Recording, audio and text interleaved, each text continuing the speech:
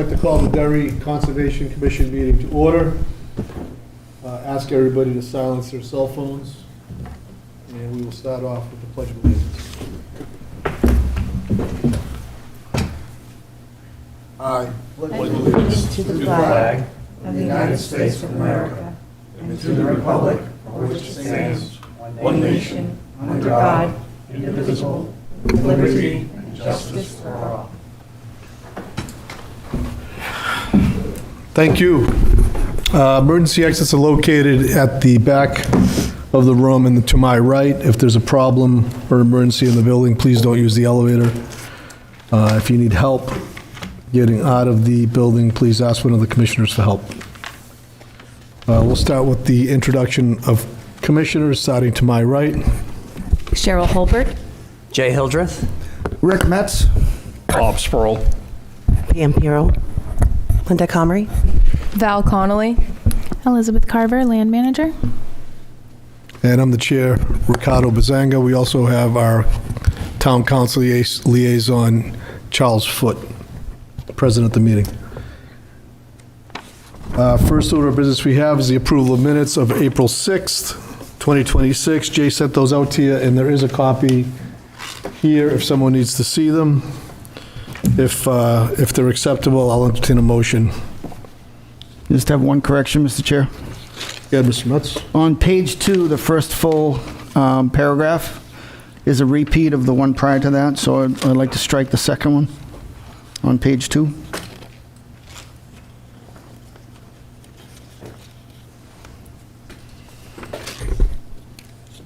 Okay, does everybody see that? Yep. And is there any other amendments we need to make? Seeing none, I'll take a motion to accept those minutes as amended. So moved. I'll take a motion. I need a motion. Oh.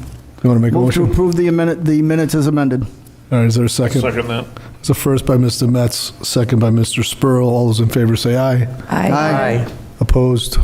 Abstention? Okay, we also have to seat a commissioner. We're going to have Linda sit for Eileen. Linda, could you sit for Eileen? Yes. Okay, thank you.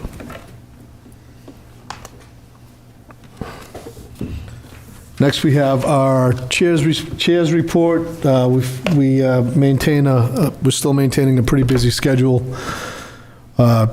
in between meetings with correspondence with numerous town departments and town leadership. At least one weekly call with our land manager, Beth, usually more than one, usually turns into 2 or 3 weekly calls and a lot of correspondence. Moving our agenda, I'm going to leave the meat of that to the land manager and have her give out the report because she's quarterbacking pretty much everything we're doing in between meetings.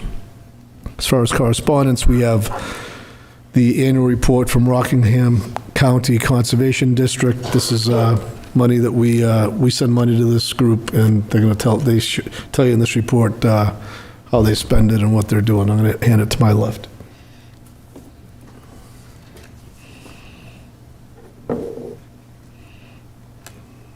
Okay, we have a site plan review. It's PID 51084, 74 Beaver Lake Ave, Como's Beach redevelopment.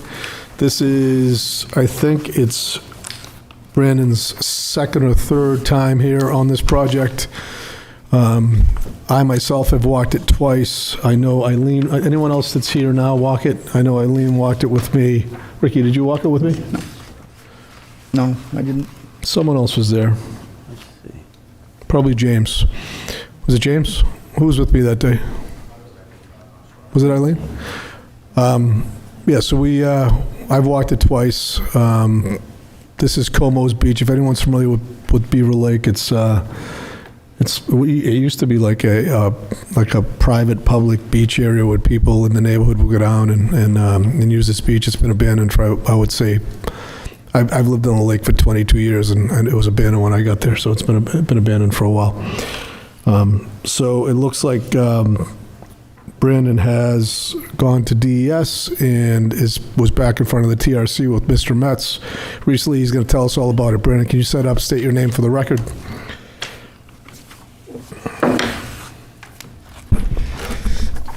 Good evening. My name is Brandon Wing from Promised Land Survey. Yeah, this has been it before. called? I'm sorry? What's the new name? Brandon Wing from Promised Land Survey. Oh, it's still Promised It's Land, still, okay. still Yeah. the same, Okay. same joint, yeah. I thought Tim changed the name. No. Okay, sorry, No. Brandon, go ahead. Yeah, this has been before the commission before, I think just once. It's been before the TRC, I think twice. Once? 3 times? 3 times, I think. Lost track. It's been seen a whole bunch. I provided 2 sets of plans. One is what we will likely be taking to the planning board. Let's do, Brendan, if I could just get some direction on this, because there's a lot of material we're gonna have to go Sure. through. Why don't we do the subdivision plan first? Okay. Let's run through that and then maybe touch upon this is gonna have a DES permit on it, right? I have already gotten the permit, yes. Okay, and just before you go through the site, well, let's do the site plan, and then we'll talk about that other piece. Let's Okay. let's do the subdivision plan first, and for protocol reasons, this subdivision plan needs a vote by the commission. Yep. For the chair to sign the plan because of the subdivision and the wetland impact. Maybe not the wetland impact, because you're going right to DES on that, or is it also for the wetland impact? Well, when I went to TRC before, I went and I walked it with you, and we kind of agreed that certain things had to be addressed down in the wetland, right? There's a building in the wetland. Sure. There's a failed drainage, which is doing no good. It's just a pipe laying in the wetland, and the wetland's flowing right by it. But protocol-wise, the subdivision plan needs a signature by the chair. Right, and that's kind of why we walked it, and we were like, and because you weren't going to sign off on it before, the first TRC, which understood, and I agree. So we pushed back on it the first time because we discovered, even Brandon discovered some new stuff when we went to look at it. Right. So that part, we need to get a vote on that. And then is there a vote needed on the DES stuff, or is DES? No, I already came to you for that. Okay, and then, so what'll happen is when DES issues the permit, we'll get notified, and then we can comment on that permit. So for tonight's work, we're gonna get a presentation for a subdivision, and if the presentation satisfies the commissioners, we're gonna potentially vote on that tonight for a signature on that plan. Is that, do I have that right? I love it, yeah. Okay, all right, fire away. So I have gotten the DES permit already. Okay. I have to go for shoreland also, but I've gotten the impact permit for the removal of the building and restoration of the wetland. So let's do the subdivision. But that was kind of part of meeting the requirements for the subdivision from the commission. Okay. I think, that was my understanding. Got it. But yeah, the subdivision plan is the one with 6 sheets you'll see on the right-hand side. Subdivision overview plan, sheet 1 of 6, that set is the one we'll be looking at. I'm gonna hold it up. It's this one. Of the 2 that you have, it's that one. Yep. Okay? Yeah, there's enough frontage and land area for a 2-lot subdivision. We received a variance for access on a non-town approved road, which is Jenny Dickey Hill Road, for the 2nd lot. There's existing easements on the property for access to some people that live on the lake. Also, there's sewer easements owned by the town, and there's rights to several of the abutters, like on Charleston and up that way, to use the beach down there. So the subdivision plan, I'm trying to clean up the math of the easements a little bit, because there's rights that are named, but not clean, not defined. So we're trying to define those.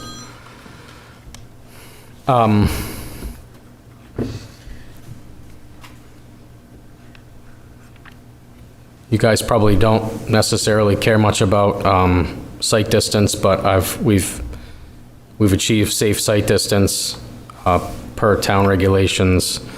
The biggest issue conservation-wise is the wetland down in the back, which I've taken through the permitting process with the DES, and we're proposing to remove the existing beach house and the failed drainage and restore the wetland instead of trying to fix the drainage. There was no point in fixing the drainage. The wetland flows right by it. It's a pipe laying in a wetland. So that's kind of a brief summary of the project.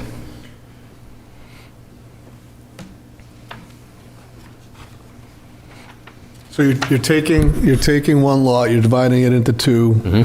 You have some proposed dwelling areas on it. Does everyone see where those are? We're kind of up near the road. It's on municipal sewer, which we'll be tying into. And we propose private wells, on-site wells. And yes, a two-lot subdivision, turning the one lot into two lots, two single-family residential lots.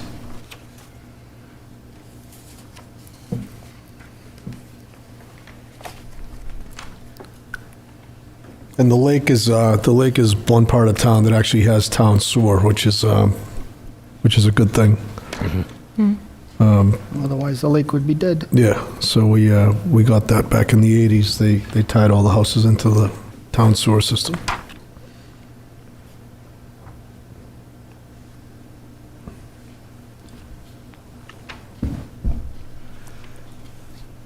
So Brandon, based on the plan that I see now with the gravel path, it appears that you're only crossing, you're just on the edge of the wetland, delineated wetlands, and you're only crossing the wetlands down towards the beach, and it looks like a small section that you're crossing with that gravel path. Am I correct or incorrect? Yeah, that is correct. We'll talk about the impact plan in a minute, but yeah, proposing a walkway essentially through where the building is, because there's rights that exist to use the beach for bathing, as according to the deeds. Right. So we have to make sure people can get there, basically.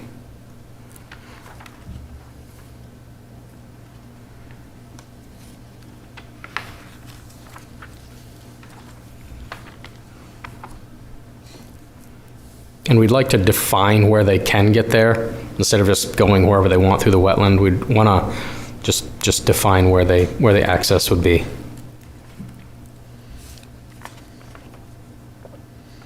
Okay, so on the subdivision plan, and we're gonna have questions on the other plan also.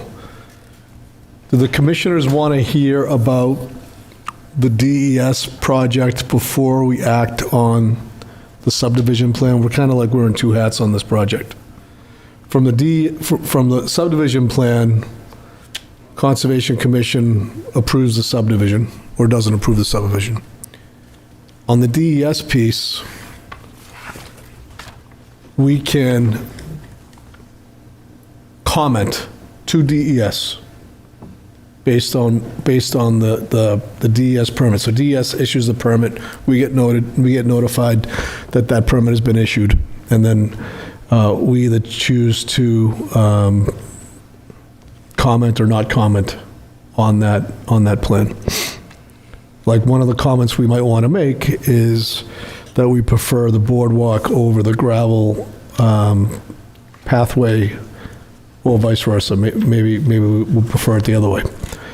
But just from a protocol standpoint, do you want to hear about the DES piece, or do you want to act on the subdivision first? Give me some feedback. I'd like to hear about the DES piece. Hear about the DES Yes. piece? Great. Yeah. Okay, all right. Definitely.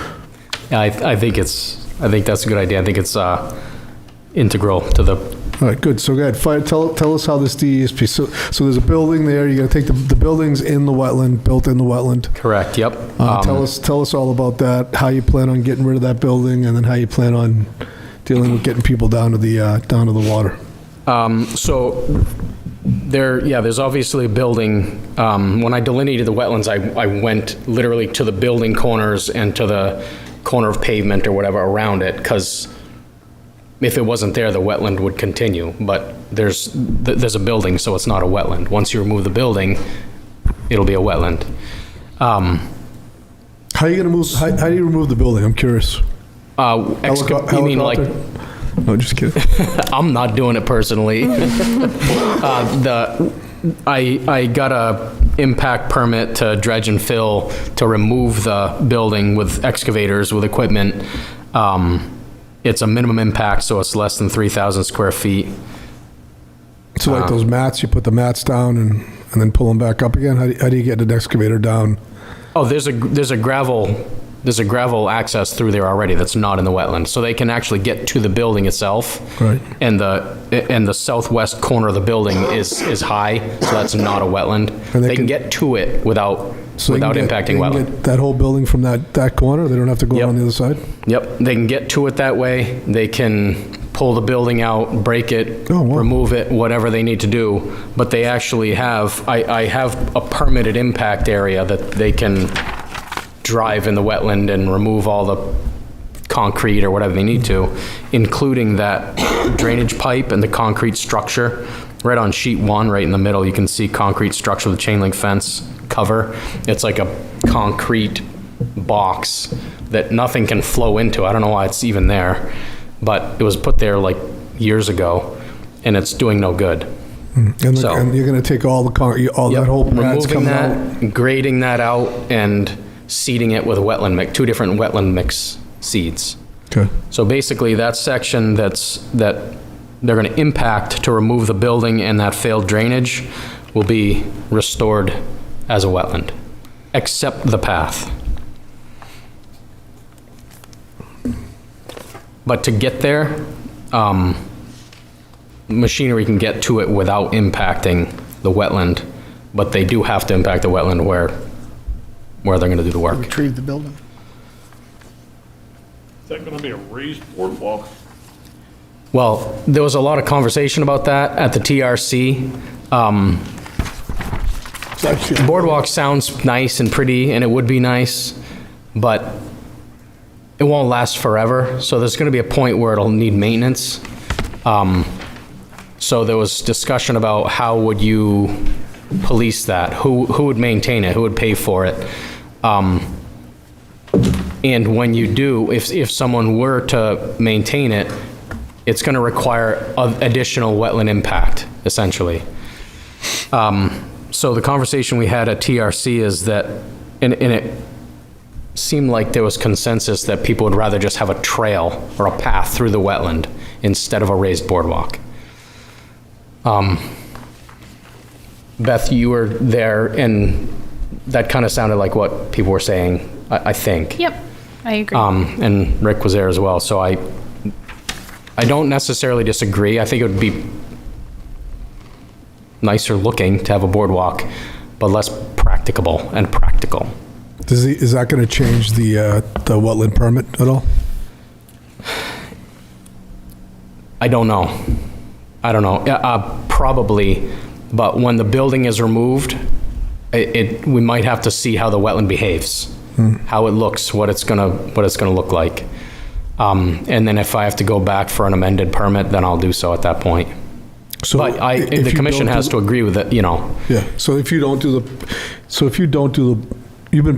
permit you have now is for a boardwalk, right? Yep, yes. Right, so if you don't do the boardwalk and do the gravel, you're gonna more likely than not need an amendment permit. I don't think they'll consider the Right. gravel path. So if that happens, just so you know from our perspective, so if they amend the permit, then we get notified again and saying, hey, this previously approved DES permit has been amended for these reasons, and then we have another opportunity to kind of chime in on it. Yeah. All right, any questions for the commissioners on this project?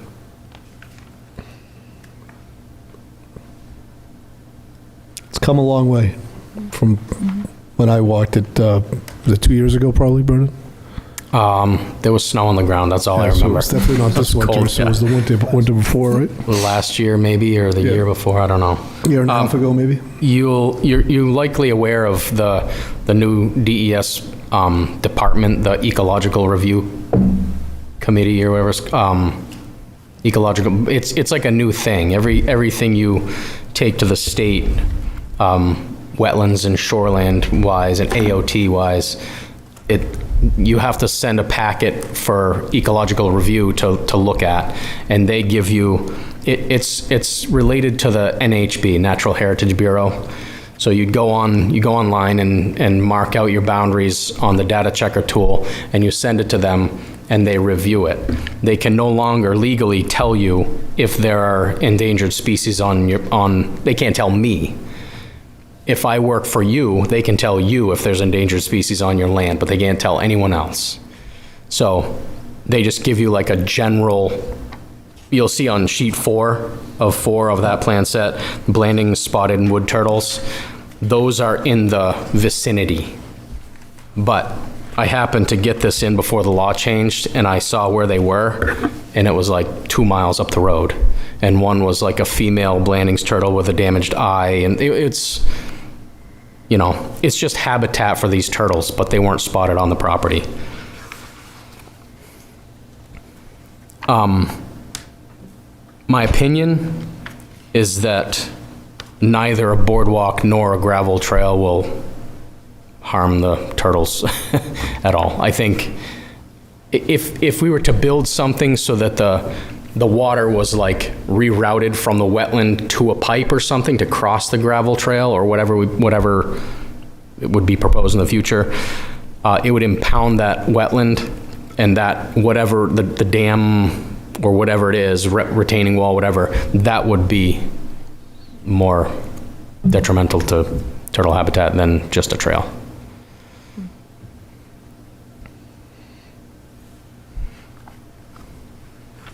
And this is only foot traffic, by the way, on this. Yeah. It's only foot traffic allowed.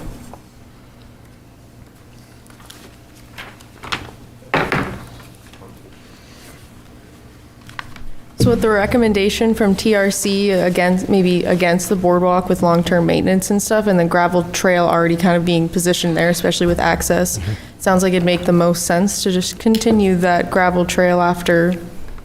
The consensus was, and especially from the town engineer, that the gravel trail versus the boardwalk would be a much more palatable. Yeah. Again, lower maintenance, less intrusion. How are you going to build a boardwalk through the wetlands? How are you going to maintain it? All of those things. Where the gravel walk kind of goes around beside it, crosses at a small section and heads to the beach. So.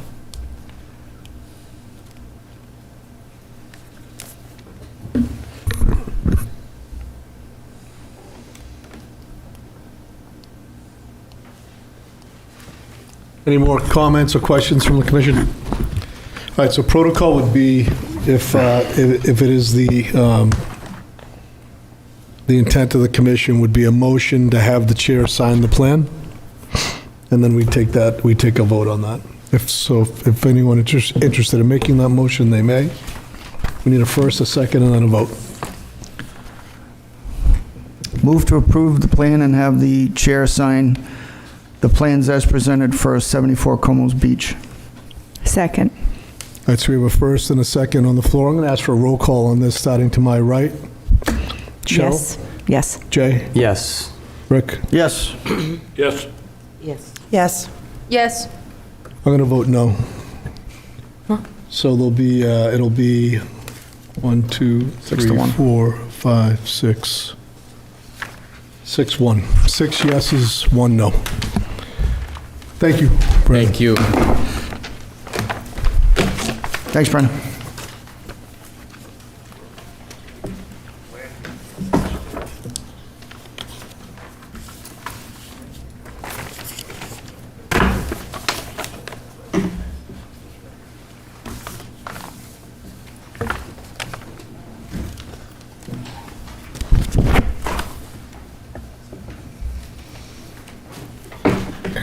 Okay, moving on. We have Jay with the community garden report. Okay, this is really the most exciting time of the year for us. The snow's melted and the mud kind of didn't really appear like you'd expect. Certainly wasn't like last year, much drier early season. And we are ready to to execute the plan to get the garden amended with soil and manure and tilled in the week before, during the weekday before we have an event on that next Saturday, which will be bringing our gardeners together, help and asking for help to stake the plots, doing a demo on how to create a raised bed, doing a plant exchange, and just something to bring in the new season.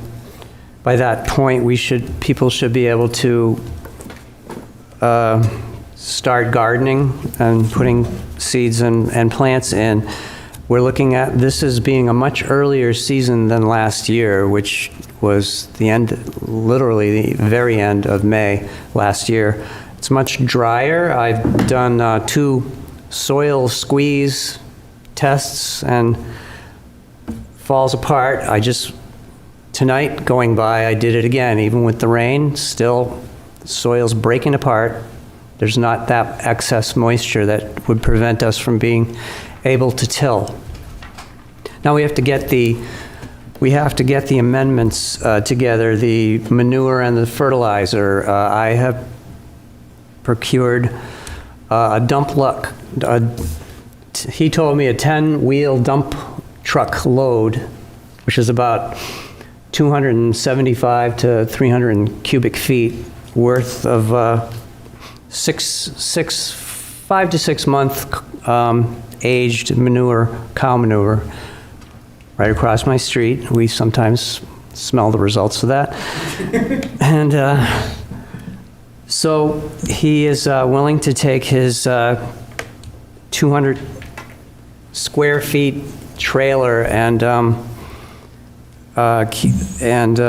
haul it over. It'll be multiple hauls until he gives up, I suppose. But Who's he now, Jay? okay, so his name is Manny, and he's my neighbor on 15 Walnut Hill Road. So he's doing it just in kind?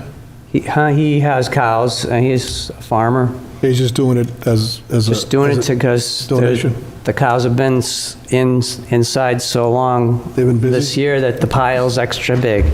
So he's actually giving us the manure and hauling He's it? giving it and hauling it, All right, and so we need to write this gentleman a letter, Yeah. Beth, and Yeah. and thank him, please, for that. And can we say his name in public? Is that okay? I'm sure. What's his name?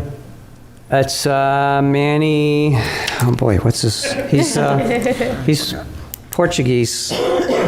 I have to get that last name. Yeah, let's make sure that we let the public know that Manny's hooking us up with some primo manure. Yeah, Manny and Maria, they have And delivering it. They have a little farm stand, and they have some good produce coming off those cow feed. Wow, that's great. That's awesome. Good, Jay. That's really good.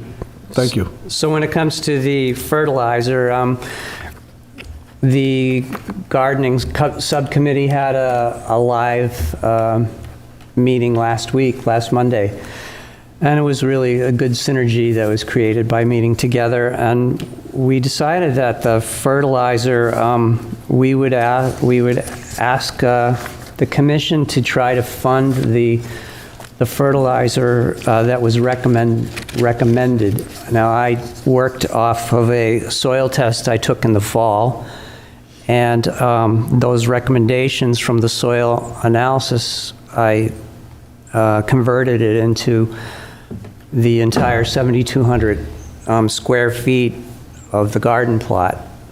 That's 36 10 by 20 plots. And I wrote up a analysis, a calculation, and I also did work on finding the best products, best price, and best analysis. And I have that to submit tonight for approval. I have that up too, so I'll take care of that motion, Jay, when you're Okay. when you're done with your report. So what we're feeling is that this, based on the soil analysis, the soil was really, it was impoverished.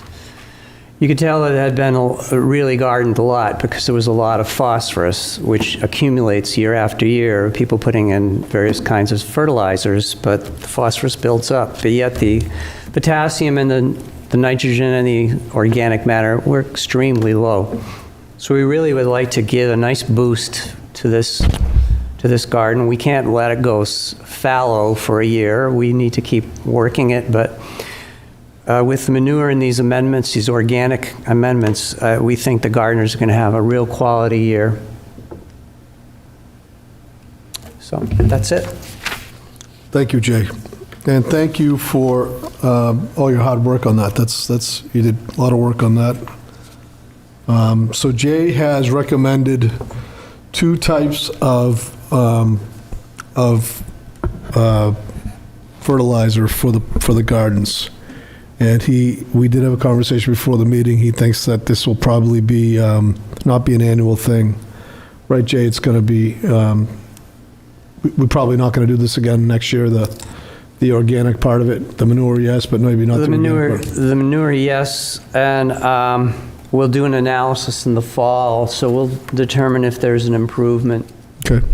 And go from there. I'll come back and comment. Okay, so what he is recommending is that we get 2 types of fertilizer. One is from a company called North County Organics, and another one is from Greenway Biotech. The one from North Country Organics is $376.84, including the shipping. The one from Greenway Biotech is $387, and that includes the shipping. The total for both of them is $763.84. So if it is the pleasure of the commission, I'm going to make a motion. I trust Jay's diligence on this project, and I'd like to make a motion that we authorize the treasurer to, the commission approves to spend up to $780 on the fertilizer that I just talked about. And we need a second on that. Second. So you have a first and a second. All those in favor say aye. Aye. Opposed? Okay, that's unanimous. So Jay, you're going to coordinate with Eileen on getting that taken care of, okay? Okay. All right, thank you, Jay. Mr. Metz, personnel. Nothing new on personnel. And public outreach, Cheryl. Well, we had a great meeting a week ago Thursday, and there have been a number of really colorful-looking Facebook posts, the last one being the Earth Day cleanup, and Eileen was at Coffee Factory passing out gloves and plastic bags, so that was a really nice presence there. We did get some good events on the calendar. Of course, she was there on the 18th. Beth is working on the wildfire community preparedness for May 2nd. June 27th, the Bio Blitz Day, another thing that Beth is very involved in. And the idea is that we come alongside that and document that and make the public aware of that through our social media and things. Another exciting one that came up is that we are going to be at the Dairy Farmers Market. There is a We Grow Wednesday in August, and I'm actually a vendor at the market, but I will be putting on a different hat for the commission that day, and I think a couple of the others will join me. And the idea is to just like have it as we're going to be in the communitarian booth that day. I think I did hear from the vendor committee that we could do another week if we wanted to as well. So we'll talk about that at our next meeting, but we definitely bookmarked August 12th. And I submitted an application for us as vendors. That would be like a small fee. I think it's $25 for the day, or is it? For communitarians, it's free. Oh, free for a communitarian, that's right. So that will be coming up, and the idea is to bring promotional materials, maybe having some kind of like IDing plants, a hands-on for kids that are coming to the market, or a t-shirt raffle, just like make it a really fun, experiential, but also promotional material. So we're very excited to being at the farmer's market. Linda and I will be there anyway. And yeah, so that, and we'll be meeting again, I think this Thursday. So we're just going to keep that moving forward. That's great. Thank you, Cheryl. I like the energy and the enthusiasm. That's fantastic. Mr. Metz, TRC. We had one TRC this past Friday. It's a 2-lot subdivision, but it does have significant wetland impact on it, so they're going to hopefully schedule to be, we gave them the date, right, Beth? We did. Had to be for the 4th, so May 4th, hopefully. yeah. And it was Brandon again, so it's, What's the address? Do you know? Remember? yeah, it's Furland Drive. It's on Oh, Furland. Drive. Okay, got it. That's part of the Shields Brook Yep. wetlands on that Okay, side. got it, yep. So it's only 2 lots, but since there's a wetland impact, then it has to come before us. And that's going to come May 4th? I think May 4th, if he got it. Yeah, he hasn't sent in about it yet, but we did talk about that at the TRC. Yeah. Okay, Other than that, that's it. all right. Thank you, Mr. Metz. Property management, we did get a communication from a gentleman by the name of Mr. Fong, Colby Fong. And he is with an organization called Ecological Land Management and Stewardship LLC. And this is an organization that kind of is something we've been looking for a long time. They basically provide support services to conservation commissions in the form of mowing and stuff that we kind of have always had a little trouble securing. They kind of offer a menu of different services to conservation commissions. So we corresponded, actually, I sent it to Beth. Beth corresponded back to them saying that as projects, they do forestry, they do arborist stuff, they do, even trail maintenance, I believe, right? Yeah, trail maintenance, they do it all. And for us, you can't always get volunteers to do stuff, so we're gonna be reaching out to them as projects come up that we can handle. I think it's a great business venture, because I'm sure that most conservation commissions are in the same position that we are with having needs for that stuff. So Beth replied, said, "Thanks so much. We'll be reaching out to you in the future if we need your services." So that was cool, and it'd be nice to have a backup like that when we have a list of projects to take care of, and have a professional organization be able to do it. And other property management stuff, I'll leave it to Beth, but we have some tree work happening. Kind of an interesting new piece of equipment. One of the people that provided a price on a tree removal. It's called a Spider, right? It's kind of a low impact machine that can get in really tight quarters, and it's more economical than bringing in a big crane. And it's kind of like almost like when a guy climbs a tree for hazardous takedown. So it's kind of like a climber, but it has a little bit more ability. And Beth will go over those proposals at her. And then the other thing I'll just touch upon is we had a problem with the Margie Ives Conservation Property. The sign there got pushed on a little bit from and I'm not even sure if that happened all this year, but there was some snow pushed against it, and it's leaning over. And we talked to the town administrator, and there's some funds available to help fix that up. And I think Beth will probably touch upon that in her report also. So that's what we're doing on property management. Next is Bob Spoerl with land maintenance. So we did have one more meeting, and we've got one scheduled for the 14th talking about stewardship, the files that the stewards would get. Other than that, I haven't got anything. Okay, thanks, Bob. Land acquisition, has anyone walked that, don't say the name of the property, but has anyone walked that property that we were considering pursuing? No? All right, so I think it's been kind of too long, so if, I'm going to ask for a motion.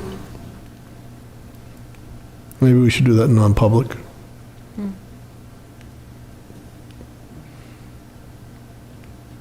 No, I don't think we have to. I think we can have a motion without talking about what the property is to pursue next steps with that. How do you feel about that? No? Okay, all right, so we're going to have a quick non-public after this meeting. And other land acquisitions, there's 3 projects that we're pursuing. Nothing has moved forward on any of the 3. And then when in non-public, we'll talk about maybe pushing on one of the 3 a little bit harder. Reporting compliance, Val. Nothing new to actually report on reporting compliance. Okay, and you're also on net zero? Yes, net zero, we did have that meeting. Let me pull up. I thought I had it ready.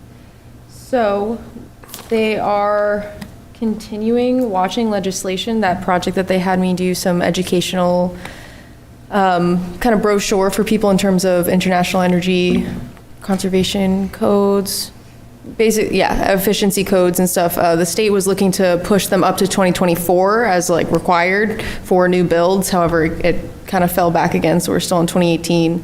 So that's something that they've been kind of keeping on their docket to outreach to the public. Hearing back on things for contracts for, the new parking garage, things like that, metering getting done at the solar field, and they're getting some feedback too about the hybrids and EVs that the town has had to kind of see and recommend that more for the town to transition. And yeah, I think that about covers it. Quick rundown. Great, thank you, Val.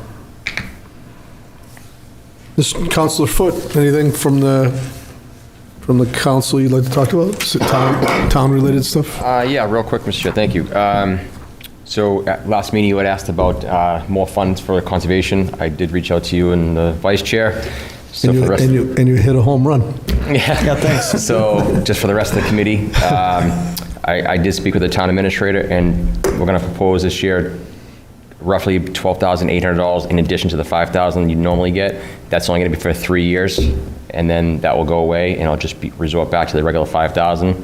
So this year, potentially, you get close to $18,000 for the next 3 years. Tomorrow, we have a public hearing, and that's to accept the easement for the Ashley Drive, Scobie Pond Road area. And also, there'll be new business for the acceptance of the Broadview Farm agreement that you guys are aware of. Is everyone aware of the Broadview Farm agreement? Sorry to interrupt you, Councilor Foote. No, is that like the renewal of the easement? So, the Broadview Farm, we've had this handshake deal with the guy that farms Broadview Farm, the cornfield in the back. Mm-hmm. I don't love handshake deals, so we actually have a contract. We're executing a contract with the numerical value. It is that he is to provide either $750 in-kind services to the town, and if he's unable to do that, he's going to write the town a check for $750 if he doesn't have time to do in-kind services. As long as I've been on the commission, it's been a handshake with Phil and Margie and Paul Dion and even James. It's just kind of been an understanding, and at least while I'm chair, I want to get rid of anything like that. I'd like to see everything papered up and make it a little cleaner for the person that sits in my chair later. So we talked to the town administrator about that, and he's got it on Charlie's agenda for tomorrow to be approved. So thank you, Charlie. Continue, sorry. So that's it, and that will basically erase any ambiguity moving forward, and it is what it is. So regardless who the people are, it will always be something there in writing, so. Yeah, that's good. Yeah, that's good. if he doesn't provide in kind, does that money come to us, or does it go to the general fund? Not sure. I know we did the contract here. I can't remember what the stipulation was in the contract. I'm not 100% sure. I'll have to Okay. look into it. It doesn't specify in the contract. It does not? Okay. All right, so there's a little homework then.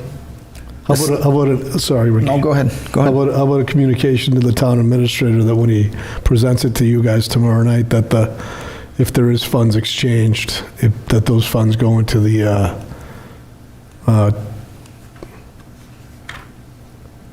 we probably need to have a, so what I suggest is a motion that $750, if it comes to us in the form of payment, that it goes to us in the land acquisition account. And the reason for that is the land acquisition account carries over year to year. The administrative account does not. So the administrative account, we spend it, what's not spent goes into the general fund, and then we get a new administrative account balance for the following year. The land acquisition account, that money stays with the commission and just renews at the same rate. So I think a motion to have our council liaison communicate with the town administrator that those funds come to that land acquisition account. Would someone consider making that motion? Move to direct town council to negotiate with the town administrator that the funds, if the 750 can't be given in like kind donation, that $750 in funds goes into the Conservation Commission Land Management Fund. Land acquisition fund. Sorry, Land Acquisition Fund. All right, so there's a first on the floor. Is there a second? Second. We have a second and a third. All those in favor say aye. Aye. Opposed? Charlie, can you do that? Thank you. I'll send an email right now. Thanks very much. He answered the question. So that extra money we're getting, if we don't spend it, we lose it. Is that correct? On the admin money? Yes. Okay. Spend it. Huh? Spend it. I'm not that kind of person to Yeah. spend money just because we have No, it. there's some- We could there's have a some, hell of a party, but that would be We're inappropriate. sure you'll have some good projects. So Beth and I discussed a potential purpose, since we don't even know her from them, which would be a in-kind service. They have plenty of that, but we're all set for that. We were thinking that adding straw to the gardens is something that's very vital. Is there any change in that conversation that we I had today? did speak with him today about that, and he said that he'd be willing to, he doesn't have straw, like he doesn't grow straw, he grows hay, but he would be willing to buy the straw and, deliver it and stack it for us, provided, he said, with an asterisk, that it's available. So he said that it is possible that it's not available at this time, but if it is, then he would purchase it and deliver it. Okay. So as far as spending the admin money, we had a budget set aside through a forestry fund that pays Tammy and Beth. That fund is going to be exhausted this year. So next year, we'll be using the admin fund to pay the two staffers that we have. So it will get expended, because we'll expend that first and then go into the land acquisition fund after that. And as far as the straw, are you saying that Phil doesn't have straw? So I'm sorry, Ferdinando Farm? Yeah, the Ferdinando Farm, they may or may not have straw available. Yeah, basically. Got it. Okay. And it's definitely got to be straw, right, Jay? We want straw because Right, hay we has don't all want kinds of seeds. seeds in it. Yeah, okay, got it. All right, thank you, Charlie. Thank you. Next, we have Beth with the land manager report. All right, a lot of it has been covered already, but, so with the community garden, all 36 plots have been claimed, including the raised beds for 37, and we have 30 individuals involved with the community gardens. And an email went out to those gardeners today. We thought, so we have actually some new gardeners, so we thought they would appreciate just an update on like, here's how the community garden works. And because we were getting kind of some questions about that, so we just sent them all a communication today. I connected DerryCAM with the Weatherby family. If any of you know Neil and Wendy and Aurora Weatherby, they are big fans of Cole Marsh. They're there often.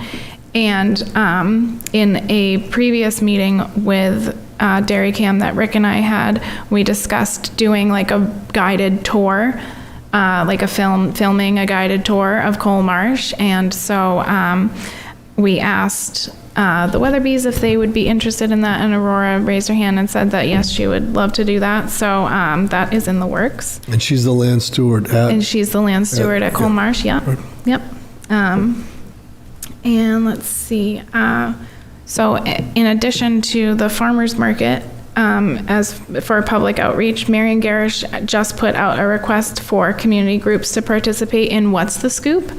And that's on Monday, May 18th from 6 to 7:30. So for those who don't know what What's the Scoop is, it's basically, it's a community event where you come get ice cream at Marion Garish. So they give out ice cream to attract all the kids there. And it is a place where if you are looking to volunteer, this is where you go, because you will find all of the community groups. The idea is to get all of the groups in our community that are doing volunteer work together in one place so that you can just walk around to everybody's table and see what's the scoop around town. I did mention this at our last meeting, but we have confirmed the date of June 27th for the Bio Blitz at Broadview. We also are going to be having an online training for where a member of Moosewood Ecological is going to come and train us all on how to use iNaturalist, which is what we'll be using to do the BioBlitz. So that's going to be June 1st during our meeting, and it'll be televised. So if there, and members of the public are also welcome to come to this as well. And it will be recorded, so we'll have this training in perpetuity, which will be great. The CWPP is progressing. We are very, very close to wrapping it up. We were trying to hit, before April vacation, but we're looking at more like early May to wrap it up, but we're very, very close on that. And I want to just right now thank you, Beth, for the amount of work that went into that CWPP from. Thank you. And thank you, Val. Incredible amount of work went into that. And I think we're probably going to be one of the first communities in New Hampshire to actually have one, right? I think the second. Henniker is the first and Derry's the second. Yeah. So, and right. On that note, I want to give a huge amount of thanks to Val and Jack Webb and Ryan Bump and John Neely. They've all done incredible work on this. Chief Lauro. Yes. Yeah. So that's a big project. I think that'll be that'll be tremendous, and I'm sure we're going to get contacted by other communities as soon as it's rolled out on how can we do that. So John wants to hire Val to do more towns. Okay, and we'll come back to that and that. And then the Margaret Ives sign was mentioned. I just wanted to let everybody know that we did file a report with the DPD just to let them know that the sign has been damaged, so that there's a report on record if something like that happens again. And we're going to communicate with Public Works just to make sure that it's not Public Works doing that, pushing the snow in that direction anyway, and monitor it over the winter. So we are all set to move forward with plans on replacing or fixing up that sign, and that is the event that the Land Maintenance Committee has planned for July. So that'll be exciting. And then the Broadview lease will be up at the Town Council for a vote tomorrow night. And then I have a couple of items that you all need a vote on. So one is to go back to our discussion on dog fouling, right? So there actually is an RSA that is on the books already. We don't have a town ordinance on it, but there is an RSA 466 31B. And I went to McGregor Park today to take some photos of signs that they have up at McGregor Park, and it just says in all caps, "Please pick up after dogs, RSA 466:31-B." And I would like to bring it to you all to vote that we make a sign that just says that, "Please pick up after dogs," and then cites the RSA, that we can post alongside our leash, the citing of the leash law, or not the leash law, but the town ordinance that refers to dogs running at large at Broadview, and any other conservation properties that we might feel need reminders about dog fouling. So, as far as the Broadview sign, because I feel like we're putting up signs, like different signs, and I think we're going to end up with another sign there probably for something else. Should we, at least on the Broadview property, get one sign that has this property is owned and managed by the Derry Conservation Commission with some rules, instead of having a bunch of small ones? We could do that. So just so that you're aware of like what it actually looks like, it's just a piece of paper, that is put behind the plexiglass that's on the trailhead. There is a small wooden, like 8.5 by 11 size with a wooden frame that's from Parks and Rec, and I believe it's about that it's open from dawn until dusk, so it has that on it. Or no, there's a metal sign that says that it's open from dawn until dusk, and then there's a sign that's framed in wood that says, "Please pick up, carry in, carry out, please pick up your trash." And then on the trail kiosk, there's the new sign that we have about dogs running at large. And then, we could potentially have another piece of paper in there that says, "Please pick up after dogs." But yeah, I see what you're saying, because there's a lot of different things. It's a good idea that we have like a marquee, maybe. We'll call it a marquee, or a message board. Yeah, Mr. Metz suggests a message board that says something like "Welcome to Broadview Farm" with the Derry Conservation Commission logo. Allowed uses, and then Rules for use. Yeah. and then we take down all the other stuff and just have one sign. And then maybe we can also talk about the public gardens, which are also there, and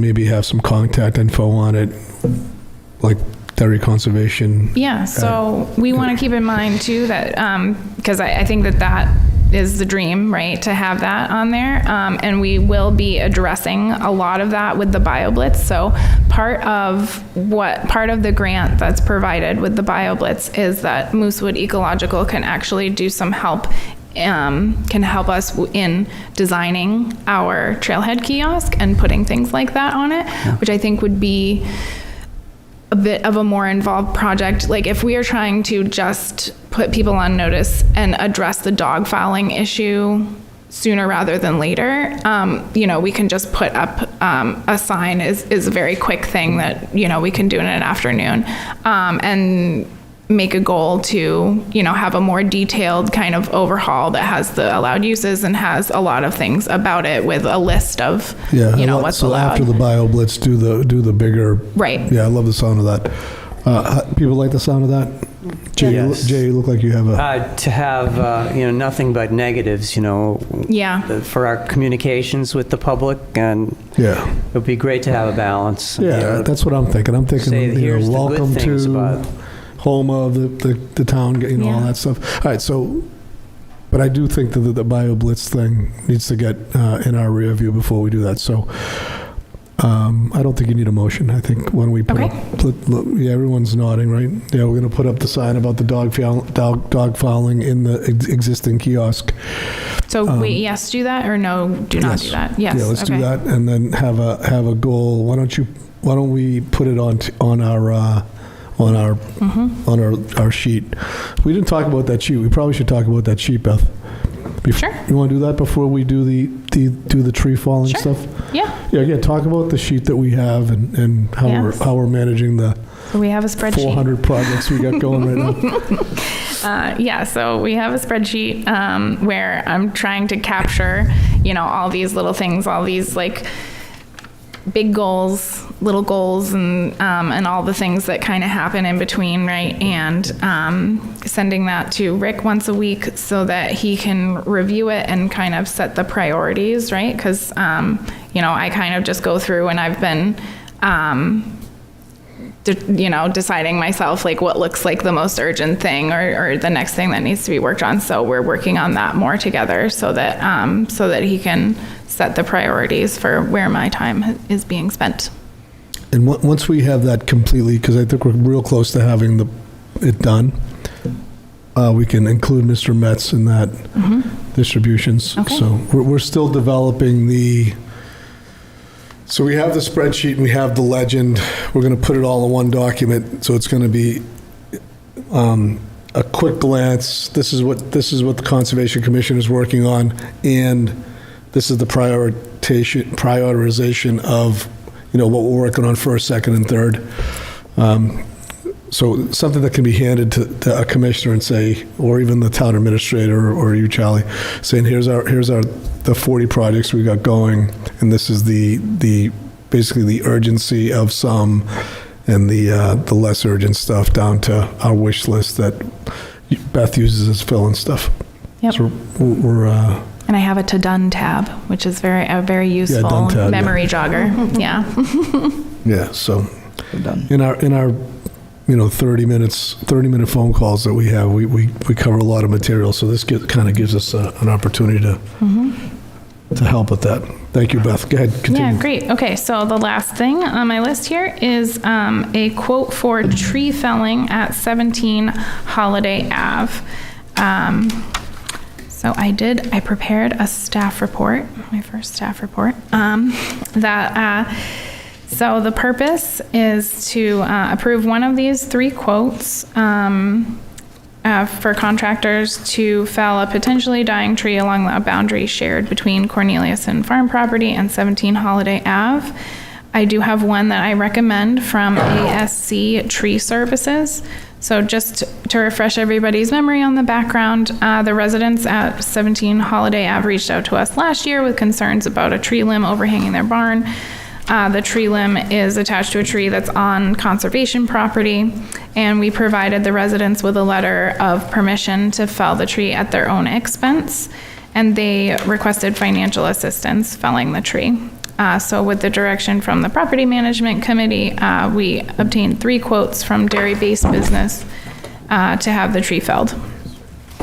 So after I reviewed the 3 quotes, there was a pretty wide spread between the lowest estimate of $1,300 and the highest estimate of $3,000. So I looked into why they were so different, and it basically revealed that the companies all have 3 different ways that they were going to approach this work.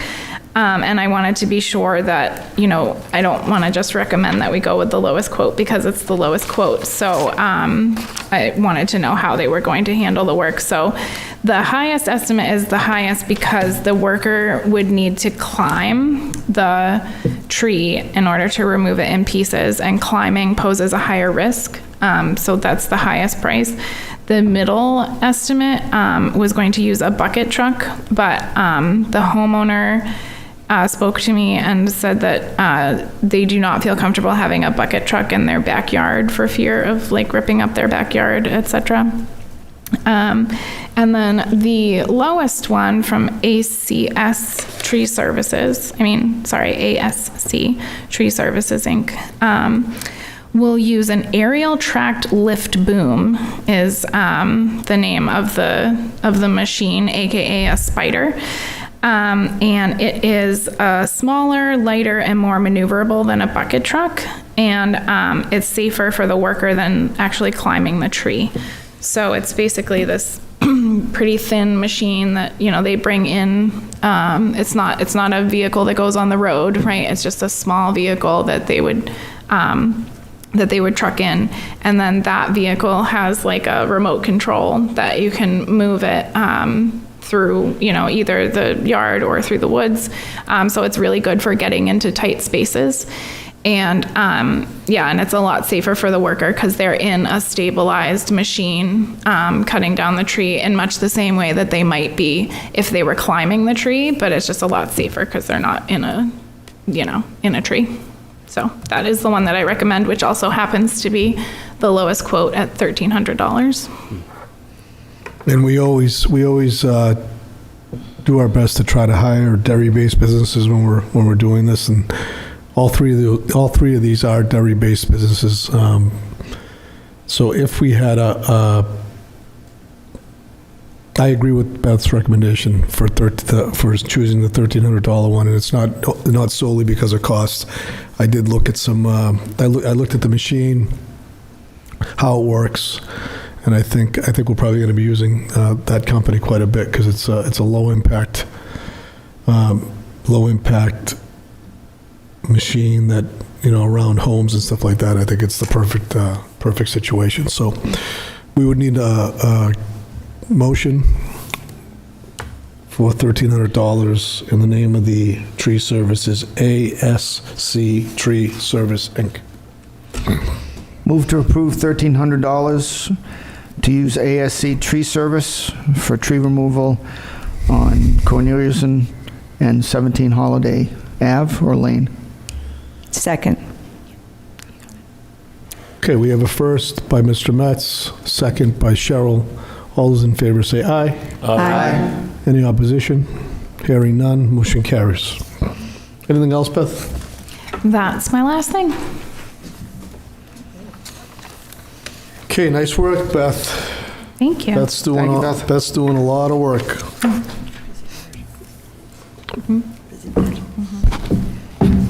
Okay, next meeting date is May 4th, and I believe, Mr. Metz, is that yours or mine? I will not be here. So that's mine.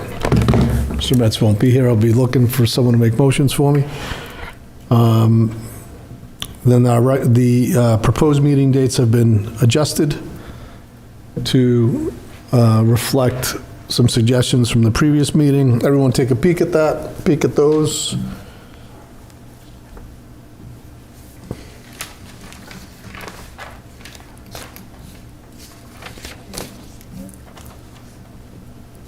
All right, hearing no objections, we're going to carry that forward to the next meeting. Wait, the non-public meeting minutes? Is that what you just said, the non-public meeting minutes? No, the proposed meeting dates. Oh, the proposed, I'm sorry. It's good. Yeah. Other business, I have none. Beth, did we cover everything you and I need to cover? Yes, any commissioners need to bring anything up that we haven't covered? No? Okay, so we are going to have like a 2-minute non-public meeting. So Mr. Metz, you help me with the protocol, please. Yep, move to go into non-public session per RSA 91A3, Section 1, for the purpose of property acquisition. And we don't have to close this meeting or anything like that yet? No? Okay, all right. So there's a motion on the floor. I need a second, and then we're going to have a roll call. Second. We have a second by Val, and we'll start with the roll call to my right. Yes? Yes. Yes. Yes. Yes. Yes. And chair votes yes. I need a motion to invite Beth and Charlie. Move to invite Beth Carver and Councilor Charlie Foote into the meeting. Is there a second? Second. First by Mr. Metz, second by Cheryl.